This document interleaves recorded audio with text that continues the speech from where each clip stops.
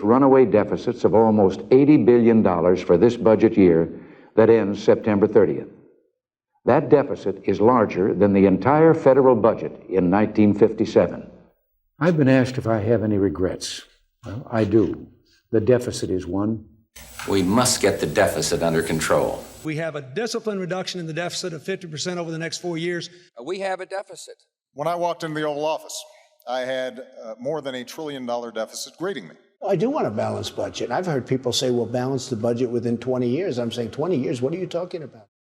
Well, Goldie, it's that time again, which seems like every day, nearly every day, you can find some article somewhere that is going to argue about the national debt. And here we have, I don't know which president you want to pick there. Basically, every single one of them in the last 50 years has had some conversation about the debt and the deficit. I don't know. You've been watching this for a while. What does it strike you as? Right. So basically, for the past 40, 50 years, well, the only time the deficit, the national debt has not increased was during the final 2 years of the Clinton administration. We want to be really clear.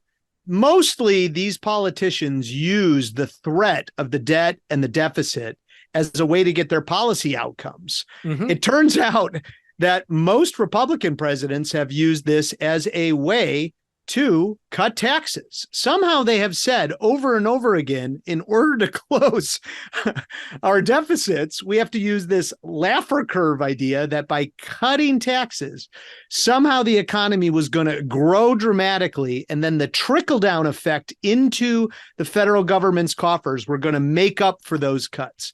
That's claim number one. Tax relief not only has helped our economy, but has helped the federal budget. You cut taxes, and the tax revenues increase. And then point number two, of course, is they want to cut programs. They want to cut the size of government.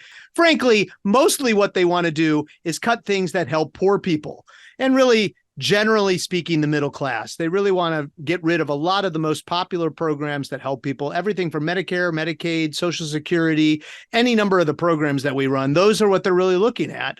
So that's really, at the end of the day, they use these things as a way to curtail that. But let's be clear, trickle-down ideology pollutes both parties. There's no doubt about it that President Obama really focused on this. He actually put together this thing called the Erskine-Bowles Commission. He really wanted to be following the footsteps of Bill Clinton, which is he wanted to figure out a way to close this. Well, Goldie, it might not surprise you, but the national debt is back in the news again. We've got a headline. Let me read this to you. I'd love your reaction. Mm-hmm. The New York Times. It doesn't paper say for record. The paper for record. The national paper of record. It doesn't say breaking, but I'm going to do breaking. Breaking. U.S. national debt tops $32 trillion for first time. Right. It's highest debt ever.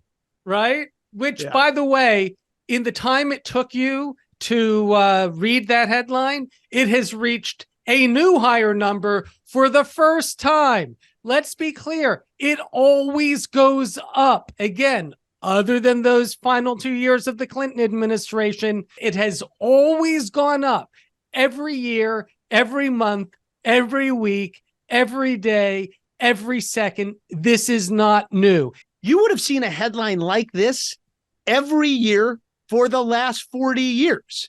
There is an entire literal advocacy apparatus dedicated to scaring people about the debt. Mm-hmm. They typically run these giant billboards that have the ticking debt. They run editorials based on the ticking debt, record numbers, record debt, on and on. They don't, A, put it into any sort of context ever.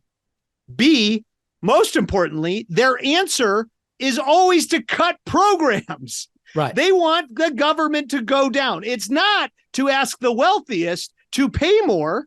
They never talk about raising taxes. They always use these big numbers to scare people to cut programs. So this is a trickle-down ideology that's being driven here.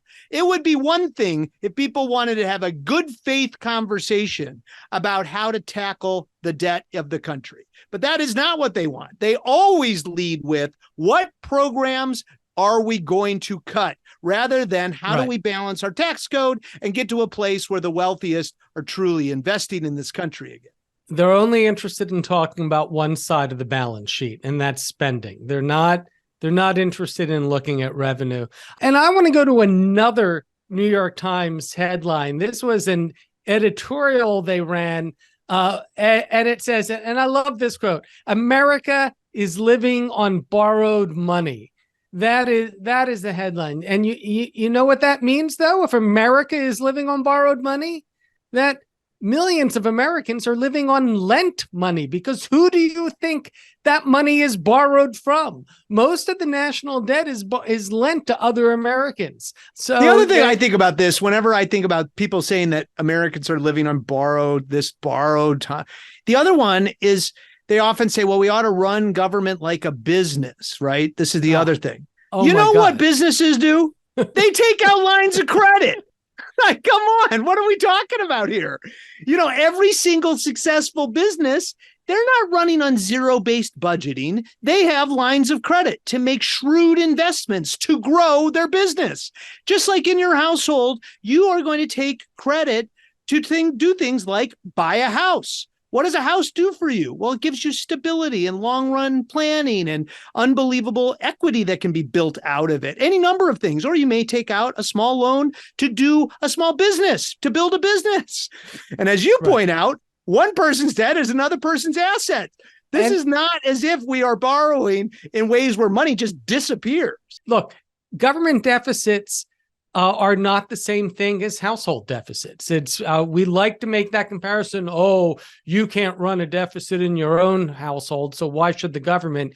Everybody should be responsible with their budgeting. That is just not true. It is a bullshit comparison that confuses people about how government finances work. So if you can't do something constructive, like increase taxes, as we've talked about, on the wealthy, kind of right size and rebalance that tax system back to something more like it was in the 1950s and 60s, then don't do anything. Just stop talking about it, because clearly you're not serious about deficits and debt to begin with.